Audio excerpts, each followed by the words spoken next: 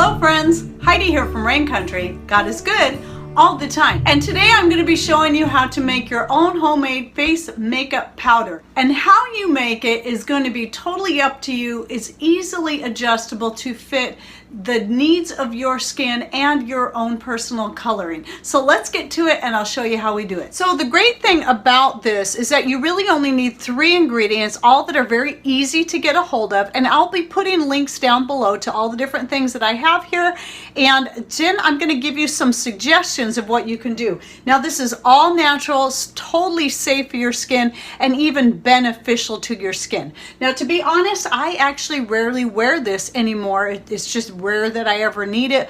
But on those rare occasions where I might get a blemish or something, or maybe just a little discoloring, you know, because I was out in the sun for too long and maybe my nose got a little red, this is those times I might use it, but still most of the time I don't. But when I do, especially if it's that rare blemish that I might get, it really helps to clear it up right away. And so these ingredients are really great for that. So let's talk about what we have. So right here I have some raw cocoa powder, which is also known as cacao, and this is totally organic. This is the main thing I'll be using for the color. And for the base, I'll be using arrowroot powder, so this is organic. You can also use tapioca starch, that's another good option. If you're going to use cornstarch, you can do that, but I highly recommend you see if you can find some that's organic and non-GMO. But arrowroot powder and tapioca starch are very easy to come by, and again, I will be putting links to the ones I use down below. And the other thing is French green clay. This is what I use, but there are a couple other options you can use, or even use a combination of these options. And one of these would be the bentonite clay, and I did a video recently just on the benefits of bentonite clay. I'll go ahead and link to it up here and in the description box below. But anyway, one of the benefits of this French green clay is that, especially if your skin tends to have a more ruddy appearance, or you occasionally get that red blotchiness or whatever, the green tones in the French green clay will help balance that out. So that's why it's a really good thing to have. And on top of that, the clay, whether it be this one or the bentonite clay or the kaolin clay, which is another one that is recommended, but I don't have myself, those are one of the main ingredients that's going to help clear up blemishes. So not only does it help to cover it up, it helps to clear them up. Like for me, it's helped almost immediately. And so look into all 3 of those. Like I said, you could even consider trying to do a blend of maybe all of the above. Now, the kaolin clay in particular is a good one if you have excessively oily skin. So if your skin is oily, look into using the kaolin clay, but you may still want to consider adding the French green in there for that sake of that little bit of green color to help counteract the redness of the skin. I might put just a pinch of the bentonite clay because of all the great minerals in here, but I'm going to keep this one back a little bit. So I'm trying it for the first time. I typically only use the 3 ingredients, the cacao, the tapioca or arrowroot starch, and then the green clay. But I have one more ingredient I'm going to be trying, and that is cinnamon. So I've got Ceylon cinnamon here, and you want to make sure you get a good well powdered cinnamon, and this is going to add just a little bit different shade, different coloring to the face makeup powder. So I wanted to give it a try and see what I can come up with this. So let's get started on the actual recipe. Now when you do this, because you're going to want to be tailoring it to yourself, you want to start small. Start in a small batch. And as you go along, I suggest you keep a piece of paper handy and write down the measurements that you're using a pencil, or at least a pen where you can scratch it out and change it as you go, because you may find, okay, I don't like that, that's color is all wrong. But I recommend starting with no more than about a tablespoon of your starch, whichever starch it is that you choose to use. That way you can add to it, like if you get it a little too dark, you can put a little more starch in there and then lighten it up again. And then use of your clay, I suggest to that tablespoon using only about maybe 1/4 teaspoon of the clay to start with. Just leave that open in case I want to add more to it.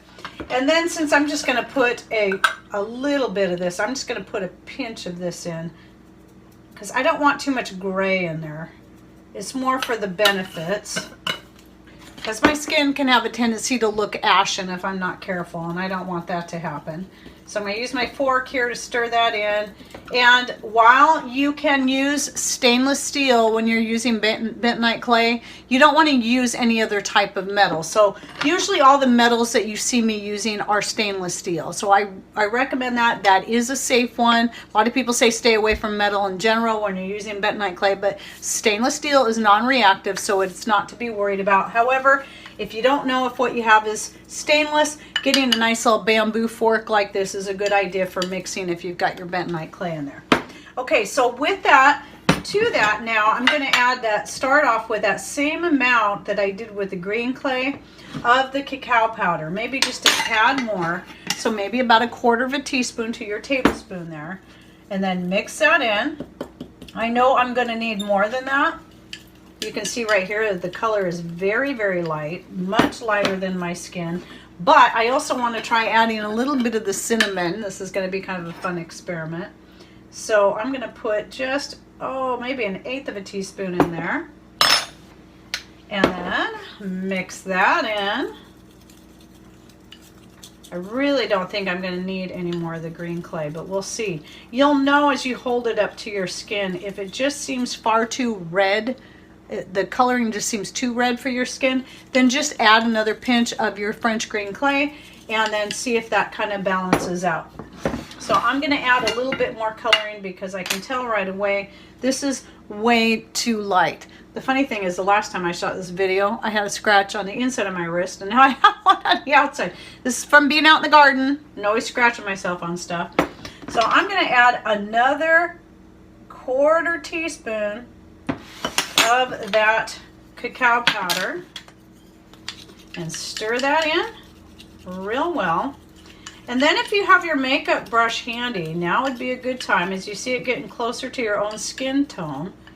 Now would be a good time to grab that makeup brush and just brush a little on there. We'll put it right over that scratch. And yep, I can tell right away that is still way too light. So we don't want to make my skin look ashen, that's for sure. So I'm going to add another 1/4 teaspoon of the cacao. And just keep doing it that way. That's why I say start off small. And then again, if you end up just going overboard on the cacao and or the cinnamon, then you'll add some more of your starch and maybe even a little bit more of your French green clay. So anyway, just keep mixing those colors and make sure if you got any lumps, you press those out. And then keep checking it. Might want to brush the previous powder off of there and keep checking it and seeing how that comes. I'm putting it right over that scratch. Okay, I'm getting closer. Still a little bit too ashen. I think I'm going to add just a little bit of the cinnamon, a little bit more. I'm kind of liking the different color that it's adding. And then a little bit more cacao. So I'm probably up to about a full teaspoon now of the cacao at least, and then another 1/2 teaspoon of the cinnamon at most.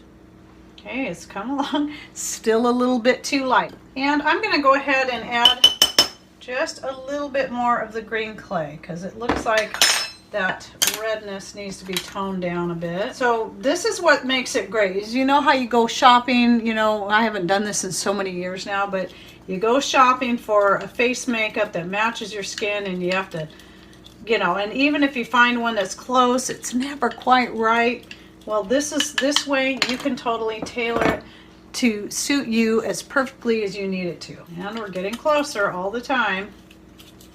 But see how this is getting to be more and more, and all I started off with was a tablespoon of the starch. That is why I say start small. And again, go ahead and write it down. I'm saying this, but I'm not actually doing it. And see, that color is looking better all the time, getting a little bit closer. Still need a little bit more cacao. It's getting pretty close to the right color. And in fact, I think I'm pretty much there because I'm not seeing the lightness against my skin. Obviously, you don't want to go overboard. However, this also might be a great way if you're wanting to make more of a bronzer to add more color, especially in the summertime. If you're looking a little washed out or maybe you're not feeling well, so you're kind of pale, you know, you can go just slightly darker. Just be careful with that because you don't want to make yourself look fake or look like you got some kind of spray on tan. But you can go slightly darker just to add a little bit more color. And this is also a great way to make a form of a rouge using the same basic idea. So one way you can add a little, make it more of a rouge, you can take what you got here or leave out this and consider adding a little bit of your beetroot powder, or even some of the red cabbage, which is going to give it a more purple color, but you're going to want to adjust this because this is way too purple. This works really great for coloring lip balm too, to add a tint of color to your lips. So the beetroot powder is going to give it more of a kind of burgundy-ish color, and you can see that there. So this is a really good color for adding to your powder if you want to turn it into a blush or a rouge. If you have an old makeup container like I have here, back when I used to wear the mineral makeup years and years ago, I'm glad I saved one of these. You know, so I dumped it all out and I cleaned it out and then reused it. The thing about these kind of containers, and I've actually got it pretty full since I never use it, is it's got this top, and this is actually a separate piece that has little holes. It gives you better control when you're using your makeup brush in there, so you don't get too much at a time, but I don't think it's that big a deal. You can simply use a jar like this for storing it in. But if you've got, I don't recommend using these lids unless you line the inside with some kind of silicone liner, or put some, which I haven't done yet, put some beeswax in here. If you've got especially the bentonite clay, because this is not stainless steel. I'll look and see if I can find some containers that are made specifically for face powder that I can link to below. However, you can just use one of your little a canning jar like this. It's perfect. And then just put your powder in there. Now I've got the face makeup ready to go. Let me get a different lid for that because the metal lid isn't a good idea. Not as pretty, but there we go. Now it's going to be totally safe. I don't have to worry about the bentonite, that little pinch of bentonite clay that I put in there, having any kind of reaction to the metal, because I'm going to use a plastic lid. All right, so there you have it. There's a place to get started to make your own personalized face makeup powder and make it to suit your skin tone. So again, look into all the ingredients I listed. Really all you need is one of the clays, the cacao powder, and then your starch of whichever you choose. So again, I will link to all the different ingredients down below so you can look at them and you can kind of compare, shop around a little bit and see what you think is going to work best for you. Also look into all the benefits of the different things, such as the bentonite clay, the green clay, and the kaolin clay, and then see what you think is most suitable to you. And you may even want to do a blend kind of like what I did here. In fact, I think I'm probably safe with the color this is. I could probably still add a little bit more of that bentonite clay and not worry about it turning too gray, because it is actually pretty light. You can see it almost looks white there. And then, you know, you can always compensate by adding more of the cacao powder and or the cinnamon. And one more thing I wanted to say is, making your own face makeup like this is going to be so much healthier for you because you're avoiding all the parabens and other synthetic ingredients that are often used in makeups. Lead is often used in many makeups, such as lipstick and stuff. And so, you know, we know that we just got to stay away from that stuff, aluminum and all that. And so making your own, not only is it going to save you a lot of money, it's going to make you that much more healthy. And this is one of the things that I started doing amongst all the many other things in order to get off my thyroid medication and to stay off of it and any other big pharma drugs. And so this is why we do what we do. And since I've made these changes, my skin has been, you know, making my own skin cream, making my own face makeup powder. My skin has been the best it's ever been in my whole entire life. Even when I was a teen who didn't have to suffer with acne much at all, just a very tiny bit.